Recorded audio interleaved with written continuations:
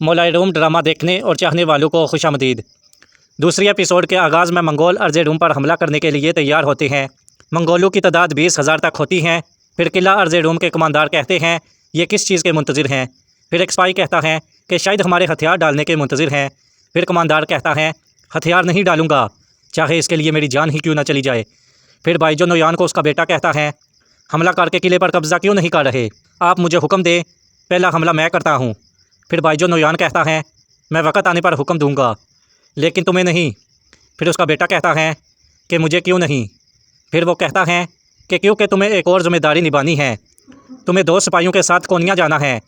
इस किले की तबाही के फ़ौरन बाद सल्जोकी हमसे लड़ने आएंगे, तुम हमें उनके जंग के फ़ैसले के बारे में आगाह करोगे। तुम अगर यह खबर बर वक्त लेकर आए तो हम इन्हें जहाँ चाहे लड़ने पर मजबूर कर देंगे और इन्हें शिकस्त देंगे। उसके बरअक्स हुआ तो हम सल्जूकियों के साथ जंग हार जाएंगे। अब तुम उसी वक्त 2 आदमी लेकर फ़ौरन चले जाओ। फिर उसका बेटा 2 आदमियों के साथ कोनिया की तरफ निकल जाता है। फिर किले का कमांडर कहता है कि मैं समझ गया ये किस चीज़ का इंतज़ार कर रहे हैं। फिर एक सिपाही कहता है कि किस चीज़ का। फिर कमांडर कहता है तीर अंदाज़ो। फिर सब अपने अपने तीर निकाल कर तैयार हो जाते हैं। फिर कमांडर कहता है एक है अल्लाह। फिर सब हमला कर देते हैं और तीरें सभी मंगोलों की तरफ जाती हैं और सीधी मंगोलों के एक कदम पीछे गिर जाती हैं। फिर कमांडर कहता है कि वो हमारी हदूद में नहीं है। फिर मंगोलों का सरबराह अपने नौकरों को इशारा करता है, सब नौकर किले की तरफ तीरों की बरसात कर देते हैं। फिर कमांडर सबको कहता है कि हम उनकी हदूद में हैं, नीचे बैठ जाओ। और तीरें सीधी किले के अंदर आती हैं और बहुत सारे मुजाहिदीन शहीद हो जाते हैं। फिर मंगोल लगातार हमला करते जाते हैं।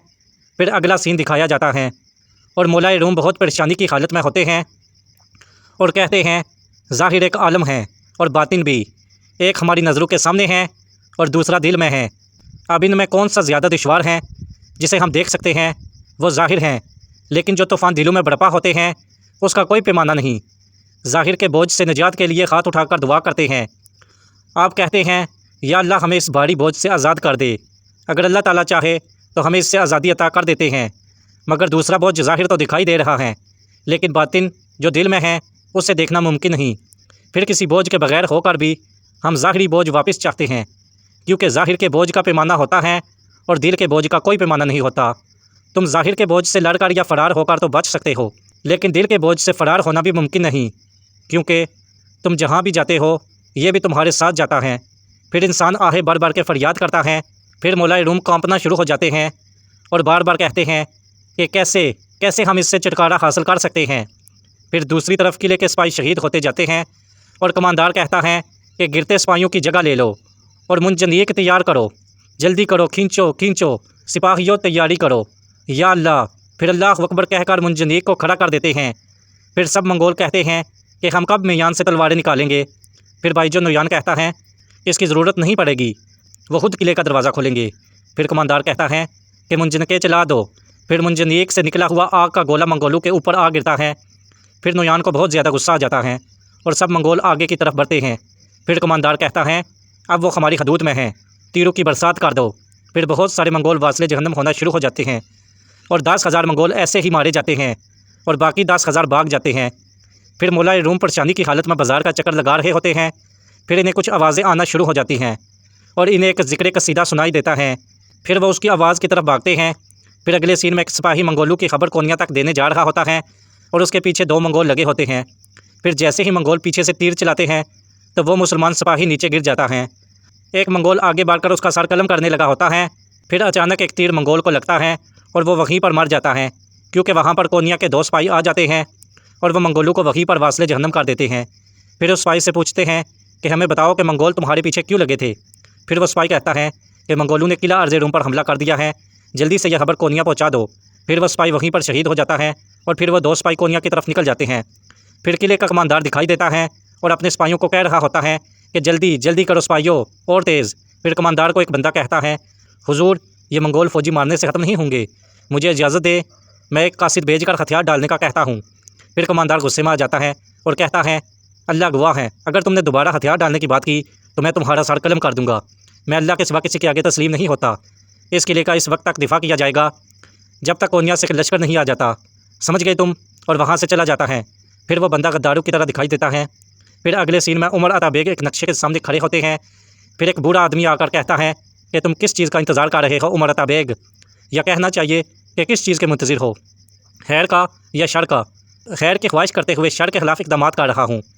پھر وہ کہتا ہے کہ تم جو بھی سوچ لو اس سے کوئی فرق نہیں پڑتا، جو کچھ ہونے والا ہے اسے تم روک نہیں سکتے۔ پھر عمر کہتا ہے کہ مجھے اندیشہ آنے والے کا نہیں، مجھے اندیشہ ان کا ہے جو دلوں میں شر چھپائے پھرتے ہیں۔ پھر وہ کہتا ہے کہ اللہ ہمیں ان سے محفوظ رکھے۔ پھر عمر کہتا ہے آمین۔ پھر وہ کہتا ہے لیکن ہمیں برے دنوں سے بچانے کے لیے بھی نہ روکے، منگول ہر جگہ پھیلے ہیں، تم ایک سلجوکی کماندار ہو، تم ان کا ظلم مجھ سے بہتر جانتے ہو۔ ایک دن خدا نخواستہ جب وہ ہماری دیواروں تک بھی آ جائیں گے تو تب تمہاری ترجیح جنگ ہوگی یا اپنا عقل استعمال کرو گے؟ پھر عمر کہتا ہے بات کرنا آپ کا کام ہے اور تلوار چلانا میرا۔ اگر ایک دن منگول یہاں پہنچ بھی گئے تو اس کا مطلب یہ ہوگا کہ انہوں نے یہاں تک پہنچنے کے لیے بہت خون بہایا ہے۔ سب سے پہلے میں ان سے اس بہائے ہوئے خون کا بدلہ لینا چاہوں گا۔ پھر وہ کہتا ہے کہ آپ ڈرتے نہیں کہ وہ آپ کا خون بھی بہا دیں گے؟ پھر عمر کہتا ہے کہ تلوار کی ہر داڑھ جو مجھے اپنے رب سے ملائے گی میرے جسم کے ہر حصے کو کاٹ لے۔ پھر وہ کہتا ہے آپ نے بالکل مولانا کی طرح بات کی ہے۔ پھر عمر کہتا ہے ہرگز نہیں، ان کی طرح بولنے کے لیے ان کی بصیرت اور ان کی طرح حکمت جاننے کی ضرورت ہے، یہ ہم جیسے عام لوگوں کے بس کی بات نہیں۔ اب کیا کرتے، ان سے بات کرتے یا تلوار کے ساتھ ان کا مقابلہ کرتے؟ پھر وہ کہتا ہے کہ مجھے تلوار چلانی بالکل نہیں آتی۔ پھر عمر کہتا ہے کہ مشورہ دوں گا سیکھ لیجئے کیونکہ کسی دن اس کی ضرورت پڑ سکتی ہے۔ پھر عمر عطا بیگ وہاں سے چلا جاتا ہے۔ پھر اگلے سین میں مولا روم کے شاگرد آپ سے کہتے ہیں کہ حضور گستاخی معاف، لیکن ہمیں آپ کی فکر ہو رہی ہے، ہمیں اپنا درد بتائیں تاکہ ہم اس کی دوا ڈھونڈ سکیں۔ پھر مولا روم کہتے ہیں یہ بوجھ صرف میرا ہے، اگر میں یہ تمہیں دے سکتا تو فوراً دے دیتا۔ پھر مولا روم کا بیٹا کہتا ہے وہ فریاد جو بھی چیز ہے اگر آپ کو مل جائے تو ہم سب کو خوشی ہوگی بابا۔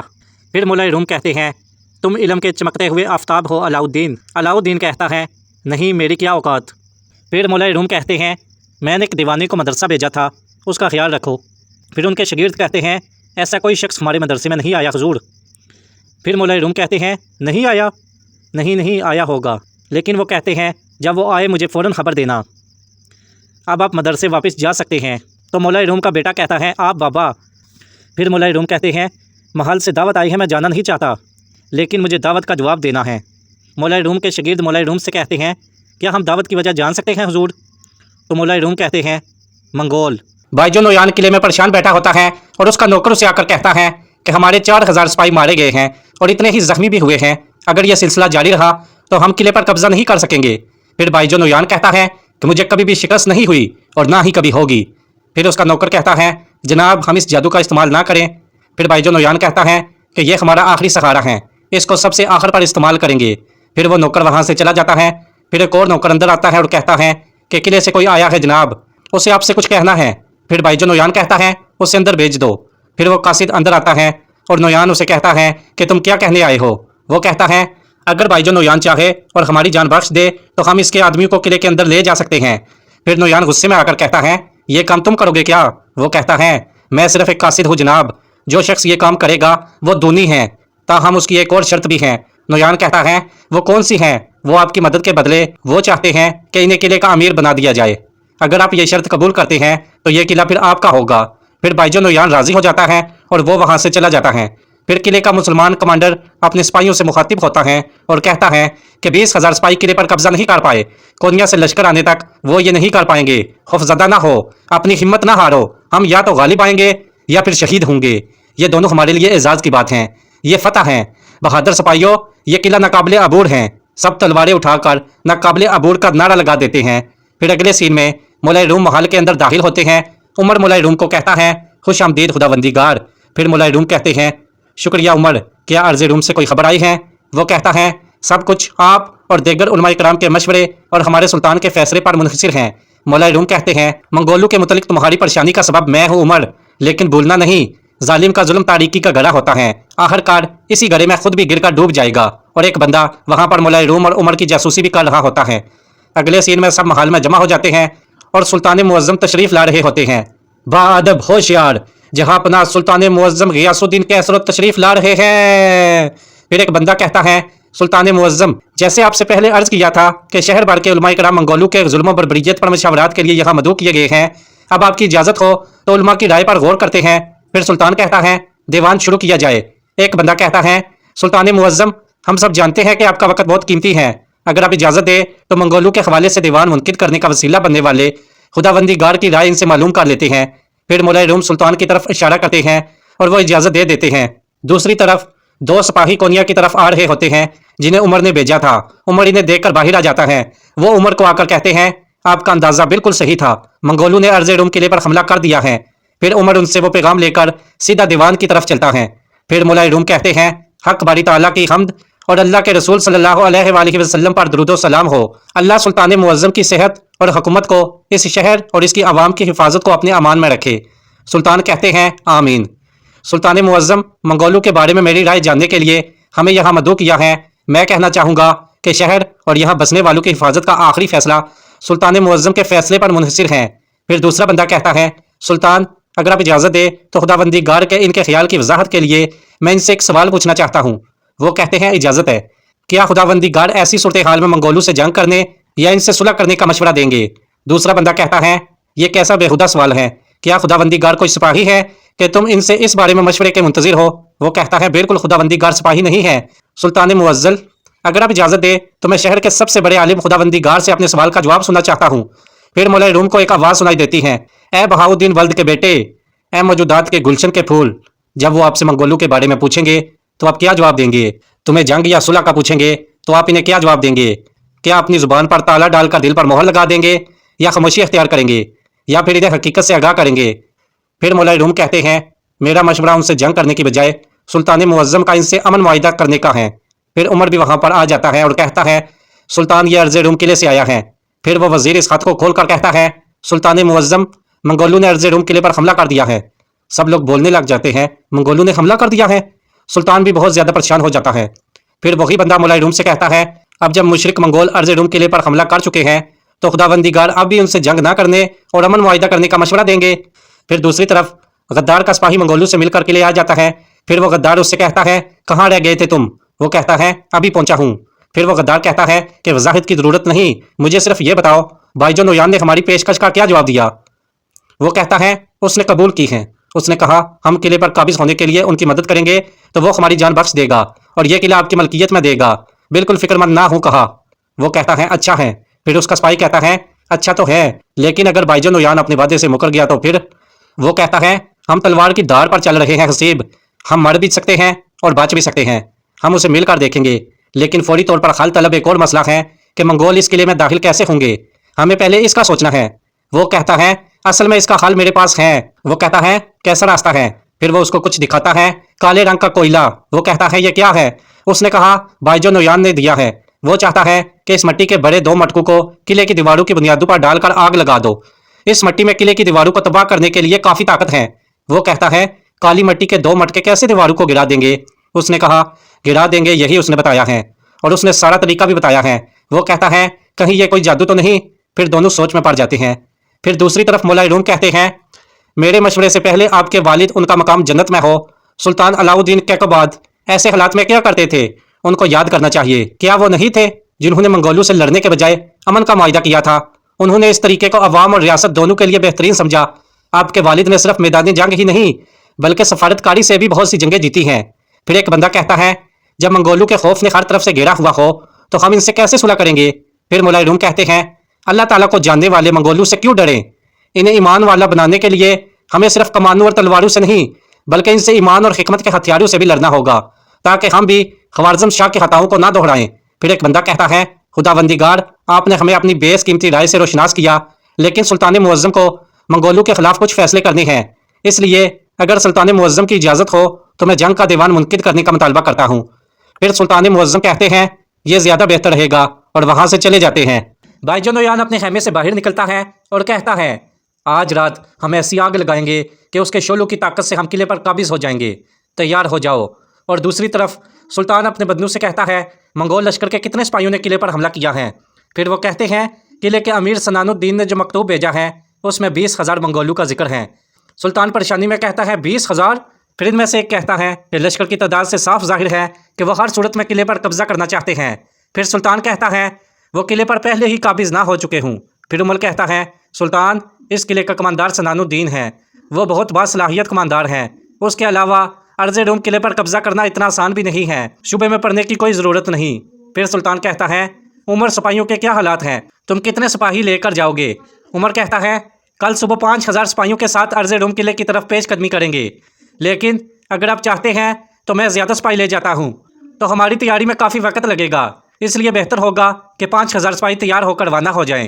پھر ایک بندہ کہتا ہے اللہ آپ کے سفر کو فتح سے نوازے۔ عمر کہتا ہے آمین۔ سلطان کہتا ہے تو ایسا ہے تو فوراً تیاری کر کے روانہ ہو جاؤ۔ پھر عمر وہاں سے چلا جاتا ہے اور دوسری طرف کماندار کہتا ہے کوئی آگ نہیں ہے، انہوں نے ابھی تک حملہ نہیں کیا، یہ کیا کرنا چاہتے ہیں؟ پھر وہ غدار کہتا ہے خوف پھیلانا چاہتے ہیں۔ پھر کماندار کہتا ہے خوف؟ اتنا تو اس کو احساس ہو ہی گیا ہوگا کہ ہم اس سے نہیں ڈرتے۔ پھر دور سے انہیں منگول نظر آتے ہیں۔ کماندار کہتا ہے تیار ہو جاؤ سپاہیوں۔ پھر منگول وہاں پر آگ لگا دیتے ہیں اور کماندار کہتا ہے یہ کیا کر رہے ہیں؟ قلعے پر قبضہ نہیں کر پایا تو ہم سے بات چیت کرنا چاہتا ہے۔ پھر وہ کماندار نیچے چلا جاتا ہے سیدھا بائیجو نویان کے پاس۔ پھر نویان کہتا ہے میری آپ سے ایک درخواست ہے۔ کماندار کہتا ہے کوئی معاہدہ نہیں ہوگا، اگر یہ غنیمت کی بات ہے تو تمہیں غنیمت بھی نہیں ملے گی۔ بائیجو نویان کہتا ہے میں غنیمت نہیں چاہتا، مجھے قلعہ چاہیے اور صبح ہونے تک اس پر قابض بھی ہو جاؤں گا۔ پھر کماندار کہتا ہے نہ لے سکو گے اور نہ ہی لے پاؤ گے۔ نویان کہتا ہے تمہیں کس چیز پر بھروسہ ہے؟ کماندار کہتا ہے پہلے اللہ پر اور پھر دیواروں پر کھڑے سپاہیوں پر۔ نویان کہتا ہے وہ سب تھک چکے ہیں اور خوف زدہ ہیں، انہیں معلوم ہے کہ ان کے ساتھ کیا ہونے والا ہے۔ کماندار کہتا ہے اچھا کیا تم جانتے ہو کہ تمہارے ساتھ کیا ہونے والا ہے؟ نویان کہتا ہے یا تو تم اس قلعے سے دستبردار ہو جاؤ ورنہ میں قلعے کے ساتھ تمہارا سر بھی قلم کر دوں گا۔ کماندار کہتا ہے یہ تو اللہ ہی جانتا ہے، تم اپنے سر کی خیر بناؤ۔ نویان کہتا ہے اگر تمہیں مرنے سے پہلے کچھ کرنا ہے تو کر لو، قلعے پر قبضہ کرنے کے بعد تمہارے پاس زیادہ وقت نہیں ہوگا۔ پھر وہ وہاں سے چلا جاتا ہے۔ پھر اگلے سین میں مولا روم ایک بندے کے پاس آتے ہیں۔ وہ کہتا ہے مجھے لگا آپ نہیں آئیں گے۔ مولا روم کہتے ہیں وہ کیوں؟ وہ کہتا ہے مسجد میں آپ کی حالت کی وجہ سے معاف کیجیے گا، لیکن آپ بہت تکلیف میں تھے، میری نظر میں اتنی تکلیف انسان میں طاقت نہیں رہنے دیتی۔ مولانا روم کہتے ہیں جب تم پہلی بار میرے مدرسے آئے تھے تو تم نے ہم سے کیا سوال کیا تھا؟ وہ کہتا ہے یہی کہ کیا میں آپ سے حدیث کا علم سیکھ سکتا ہوں؟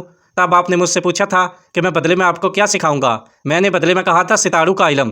پھر مولا روم کہتے ہیں پھر وہی سے شروع کرتے ہیں جہاں سے ہم نے چھوڑا تھا، اور پھر آپ مجھے علم فلکیات پر دست دیتے رہنا۔ وہ کہتا ہے شرمندہ نہ کریں، پہلے میں آپ کو ایک نئی دریافت کے بارے میں بتاتا ہوں۔ مولا روم کہتے ہیں کیا دریافت ہے؟ پھر وہ ایک کاغذ اٹھا کر کہتا ہے کہ 40 دن بعد ایک بہت بڑا واقعہ رونما ہونے والا ہے، اتنا بڑا واقعہ کہ سارا کونیا بھی اسے دیکھے گا۔